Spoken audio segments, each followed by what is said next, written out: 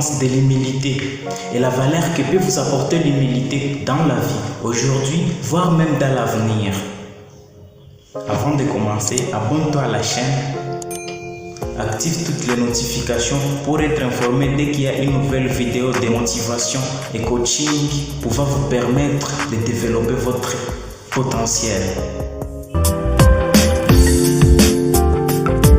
L'humilité vient dilater l'humus. L'humus est cette couche de terre que l'on foule les pieds.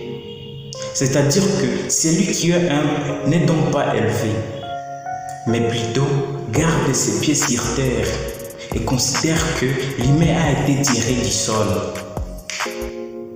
Une personne humble est respectueuse. Elle n'est pas arrogante. Elle ne s'attend pas à ce que les autres agissent d'elle.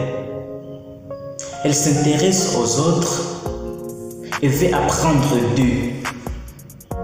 L'humilité est à tort considérée comme une faiblesse, mais en réalité, c'est une force qui nous permet de reconnaître nos erreurs et nos limites.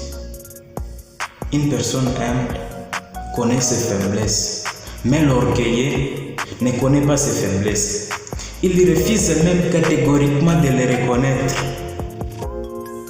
Si quelqu'un connaît ses faiblesses et qu'il avoue ses faiblesses, il peut en être délivré. Mais que faire auprès de celui qui ne connaît pas ses faiblesses? Que faire?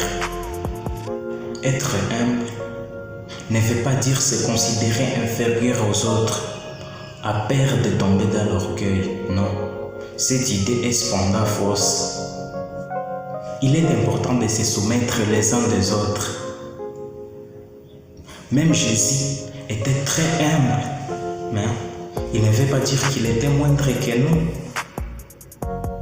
Il acceptait qu'on l'appelle maître, qu'on l'appelle Seigneur, parce que c'est ce qu'il était parmi les humains. Son humilité ne lui poussait pas à refuser qu'on reconnaisse ce qu'il était. C'est ce que nous devons imiter. Si vous êtes doué dans tel ou tel autre domaine, reconnaissez-les et acceptez que les autres les reconnaissent. Mais gardez-vous de l'orgueil. L'humilité n'attire pas la visibilité des autres, mais comme elle est l'une des caractéristiques de la sagesse, elle mène au bonheur. L'humilité nous permet de reconnaître nos faiblesses et cela nous ouvre la possibilité de recevoir l'aide dont nous avons besoin pour corriger cette faiblesse. En fait, celui qui ne peut pas acheter son salut les demande gratuitement et peut les recevoir certainement. Mais celui qui croit être capable de payer son ticket pour le ciel, il est aveugle et ne recevra absolument rien. L'humilité partage aux autres. Si j'exprime ma faiblesse et que je sois accueilli favorablement, pourquoi m'enorgueillir? Pourquoi me glorifier comme si je ne l'avais pas réussi? Tout ce que nous avons, que ce soit en savoir, en bien, en argent ou autre chose, est un don. Sur ce, donnez, prêtez, partagez, transmettez tout ce que vous avez. Tu ne dois pas t'enorgueillir. Quand tu en tires orgueil, alors tu ignores que tout ce que tu as est un don de Dieu.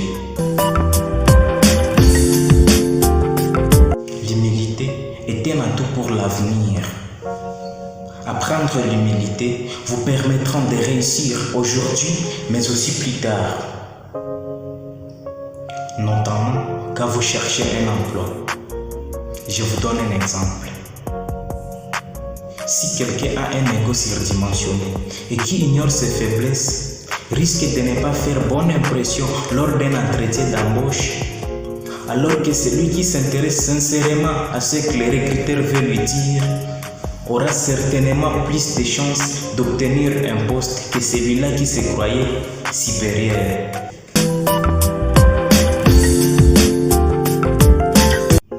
Si c'est comme conseil vous a été utile, dites-moi dans les commentaires. Laisse-moi aussi un petit j'aime.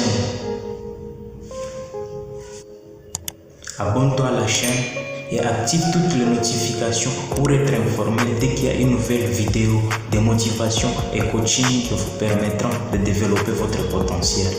Merci et on se retrouve à la prochaine vidéo. Ciao.